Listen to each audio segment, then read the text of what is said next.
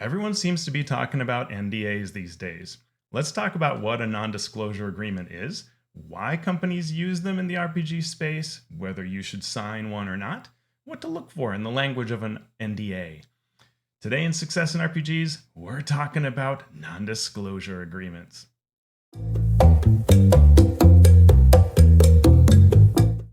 Let's start with something important. I'm not a lawyer. If you ever think that you could be in a serious situation due to signing or not signing or creating or not creating an NDA, hire a lawyer to help you with that. What I'm providing here is informational, and any discussions we have around this in the comments, on Patreon, anywhere else, just informational. All right, now, NDA is short for non disclosure agreement, and what an NDA is actually quite simple. It's a legal document, so it's a legally binding agreement between two parties, right? Two people, a person and a corporation, two corporations working together. And that legal agreement is going to be filled with some language that when you first look at it, if you're not familiar with legal documents, it may seem kind of weird. That's just the way that legal documents are. But fortunately, non disclosure agreements are pretty typical in what they have. And we're going to break that down fully. But at the very basic level, what an NDA is, it is an agreement that you're not going to share things you learned during the specific course of business that you are signing on to do with this entity. You're agreeing not to share things that are not public knowledge, okay? Not to disclose, not to share knowledge you gain while doing this work that isn't already known outside of that. So, as an individual, do you ever want an NDA? Do you want to sign one? No, not really. Like, there's nothing you're really gaining as a benefit. There can be NDAs that are bilateral, which means that both sides are bound by information exchange and protection. And if you are somehow providing things that are secret, important to the other company, then maybe that could be called for. But generally, as an individual, you're probably signing to an NDA because someone's requiring it so that they will give you this business, right? You're writing on a product, they want you to do it, they ask for you to sign an NDA. You don't really want an NDA, but it's not really a problem to have one, and you probably want that work, so usually you will accept it. Collectively, as individuals in this hobby and space, yeah, we want NDAs to exist because of what they facilitate in our hobby, and we'll get into that. In fact, let's talk about why companies want an NDA. Companies want to work with people around products that they often haven't launched or announced yet. Or they want to discuss business practices they're considering, changes they're going to make, and they want to think through that without it being exposed to the whole public, right? If you think about large corporations and even small companies, right? They want to announce things in a proper way with their marketing department and a big, thunderous announcement on social media and on their webpage and all these kinds of things. And that's going to really not be so great if everybody's already talking about it. So let's give some examples. I'm a company and I want to create a new line of books. So I hire you to be a writer for the second book in the series. To do that properly, for you to write it well, I kind of need to tell you about all the books. But I don't want you to tell everybody what's coming on the third book, or maybe even what the first book is if that's not out yet. So I tell you these things, and you are asked through an NDA not to share that information. In fact, you're legally agreeing to not share that information. That way, when it comes to the proper time to launch the release, then I can have my whole marketing team do that, and it'll be brand new news to everybody. It'll be really exciting. And you can still do your work on the project, and nobody is impacted by it, right? Another example, I want to start an organized play program so that I can drum up support for my role-playing game. I reach out to a few people to ask them if they're interested in providing me with some feedback and advice on how to build this organized play program. But I don't want anyone to share the fact that I'm building this organized play program. I haven't announced it yet. So I ask you to sign an NDA. I ask those folks to sign NDAs so that we can all work together, discuss this, receive the feedback, and then I can move forward with that. So the NDA facilitates that and makes sure that we legally understand that no information will be disclosed to the public. Lots of companies use NDAs. I'll show a couple of examples later. A good example of one is of the Coast. Wizards of the Coast chose to use an NDA when they did the D&D Next playtest, and anyone who was a playtester for it signed an NDA. In fact, that NDA doesn't have a date, so it really forever you're not supposed to talk about, not legally, not allowed to talk about whatever was in those old playtest packets. It exists in perpetuity. And lots of people did that, right? I think hundreds of thousands did that to discuss it because it was pretty neat to be a part of that playtest. We all benefited from it. Interestingly, there is no NDA for 1D&D's playtest, so you can discuss all of those pieces in lots of different ways. Benefits to both approaches, right? There are also many more NDAs that I am aware of due to projects that I've been involved in, but I can't talk about them because those projects aren't public yet. And that's how it works. So let's talk about this mechanic of what you can and can't share a bit more. Okay, so what an NDA generally means for the individual, let's talk about that. A company hires you, they have you sign an NDA, then they're going to share information, right? The things you need to know to make the project, to do your part of the work, and those things are secret. Whatever is being shared with you, it's almost like you need to draw a box, right? Draw this box, and inside of it is what is not known by the public, right? This is the secret stuff in here that they gave you. Outside of it is what the public knows. You can talk about what's outside the box, what's public. You can't talk about anything in the box. So imagine everything coming in from the company, and anything that's a secret goes in the box. It goes in the vault, and it can't come out, right? You can't talk about it. You can't take it out of the box. You can't hint at what's in the box. Can't obliquely refer to it. None of it. But you can talk about things that are public. And here's how this works, right? So let's say Wizards of the Coast hires us to work on a future book. The book hasn't been announced yet, and it deals with the Underdark. The Underdark is something that already exists. It's the underground layers of the world. We can absolutely talk about the Underdark, right? So I'm invited on a podcast, and someone says, hey, do you love the Underdark? I can say, oh, I love the Underdark. Here's what I really like about it. I can talk about anything that's publicly known about the Underdark in that conversation. I can't say, but I'm doing on a project about the Underdark. Or I can't say, I bet Wizards will take us below ground sometime soon. Or, what if there was a new god underground? No, nothing like that, right? Because that is getting to things that would be in that box. So you just can't point anything in the box. And you also shouldn't exploit it, right? So you shouldn't start doing things like, let's say Wizards hires me to plan out the beloved Dark Sun setting, right? That would be amazing.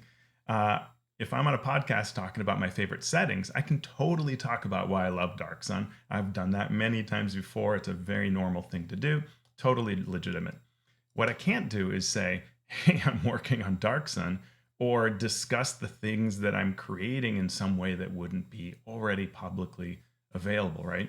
I also should not publish a series of products about, say desert monsters or desert survival or additional rules, right?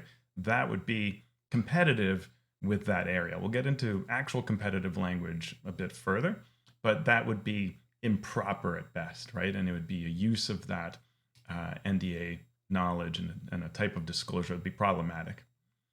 So let's go through the actual sections of an NDA. These sections seem to be really standard, and almost all NDAs will have these sections to them. So first will be a naming of the parties. These are the people or entities that are involved. And at the end, there'll be a signature section. Sometimes it's the beginning or somewhere else, but usually either the beginning or the very top, there's going to be a place where you have to sign it and date it. And that sets the date for when this agreement goes into effect if it's not otherwise stated. Then there's going to be some statement around confidentiality. The idea that you cannot disclose non-public information that comes in through this working process, this relationship, these discussions, whatever it is that's taking place. Sometimes the document will have a number of paragraphs that will talk about the reasoning behind it, right? They may feel like legally they want to say, this is a super valuable project, or these are our intellectual property, and all kinds of things like that. And it may also specify things like the materials that you receive for the project maybe need to be returned, or need to be destroyed, that's pretty unusual in the role-playing game industry. Usually it's understood that you're going to have whatever files they send you and you're not going to share them, and that's just the way it is. Also, things tend to be digital. It's harder to prove that you destroyed something like that. Intellectual property is less common as a kind of standout section, but an agreement could state that you don't own any work that is performed as part of the project and of using and as part of using their materials, and further state that any ideas that are developed are the property of the company because it was on their time as part of this project. This is really common in the software world, right? Where if I work for a company creating a video game, and while I'm on the company time or in their facilities or using their equipment, say their laptop at home, if I create some new game, they own that game.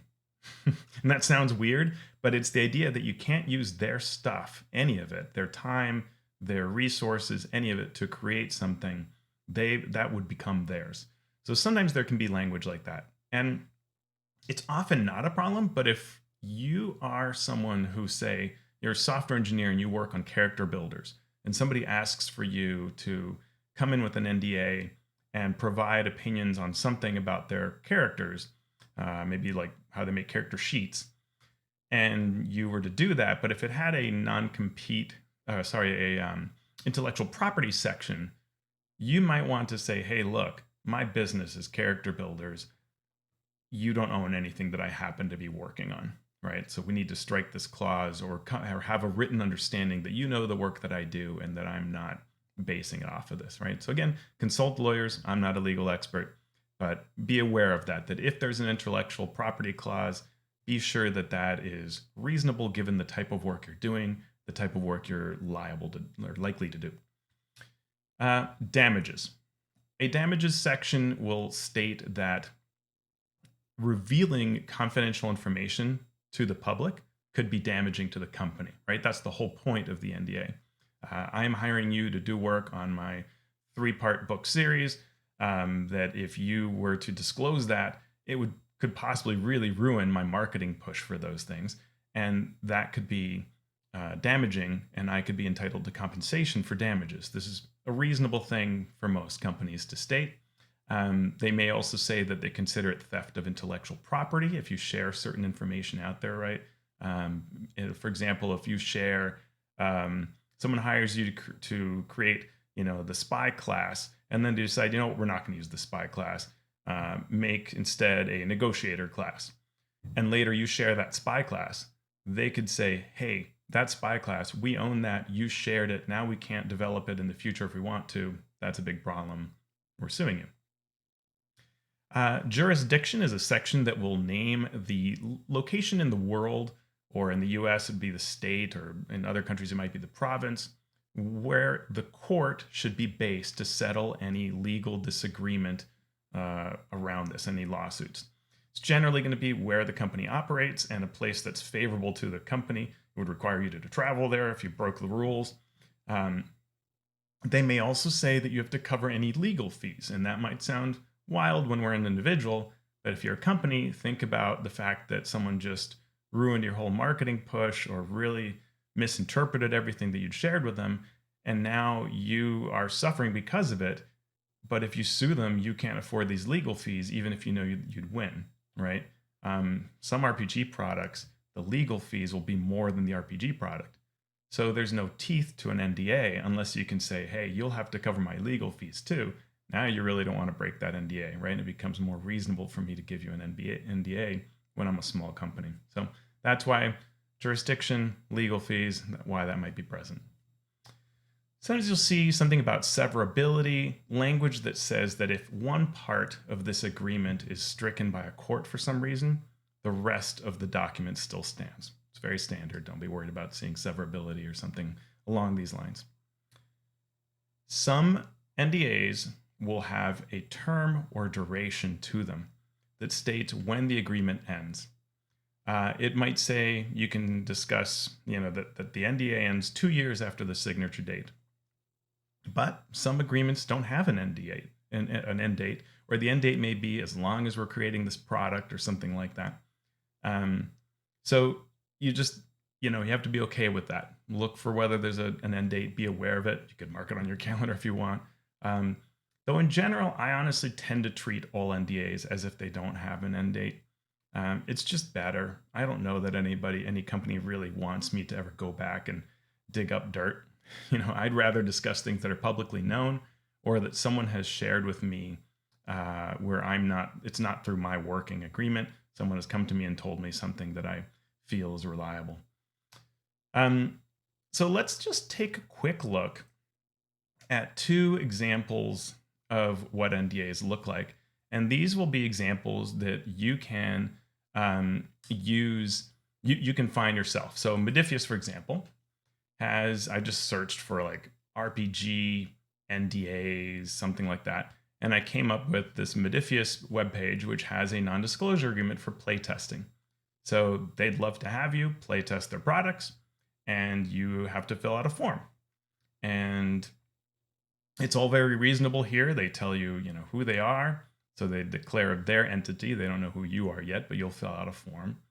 And they share with you the language, why they're doing this. We're going to let you evaluate our materials to playtest. You're going to provide feedback and let us know how well this worked for you. But you can't tell people what we're giving you because it's not a released product yet.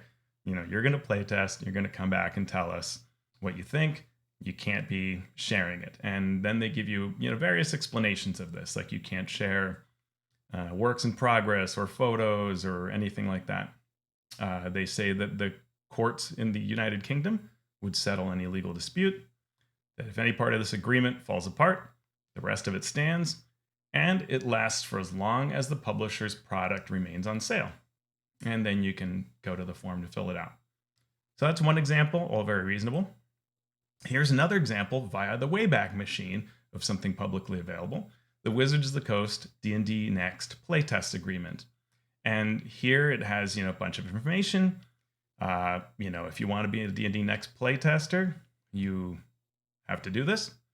They're going to give you playtest materials. That's what you're getting. And you can't disclose them, right? Oh, and also they're requesting your feedback. So this is sort of an explanation of the benefit of it and the why of it. They're declaring their ownership. Wizards owns all of this material.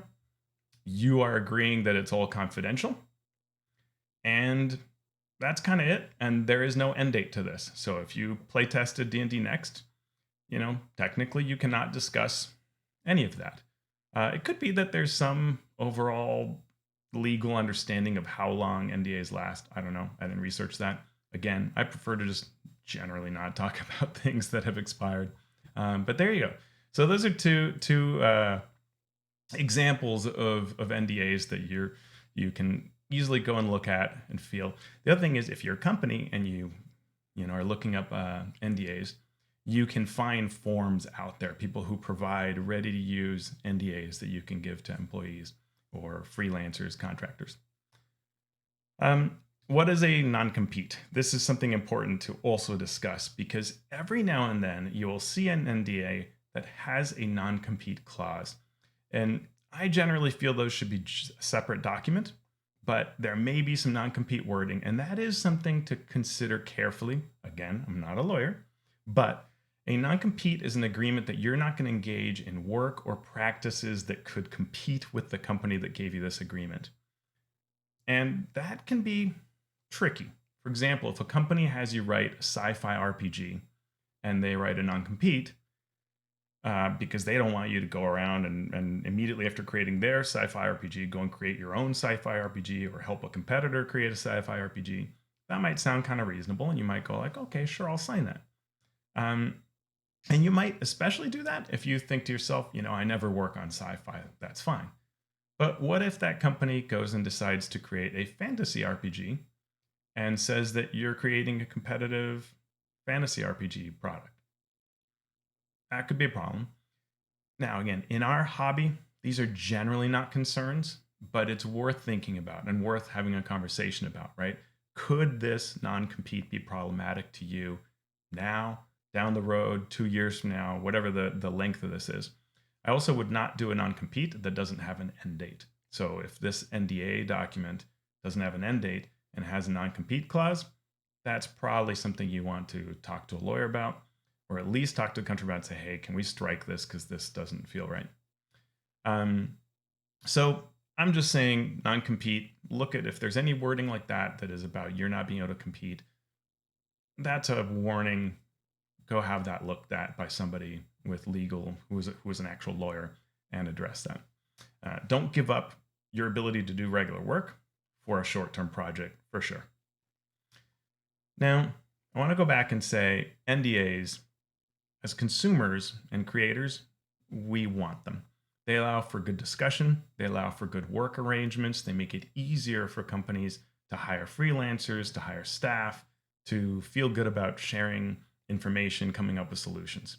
If companies don't use NDAs, they risk that someone will disclose information and ruin their plans, right?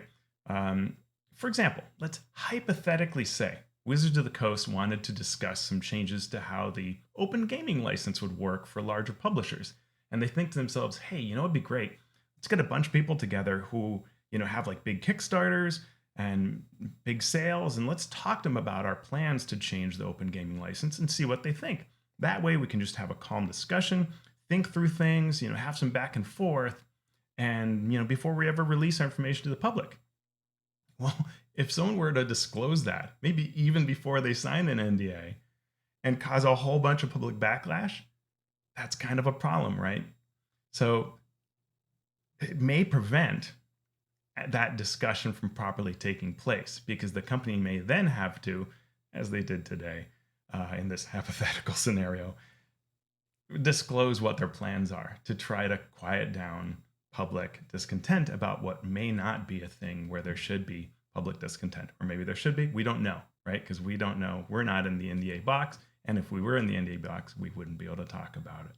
So I would say NDAs are a great thing for our industry.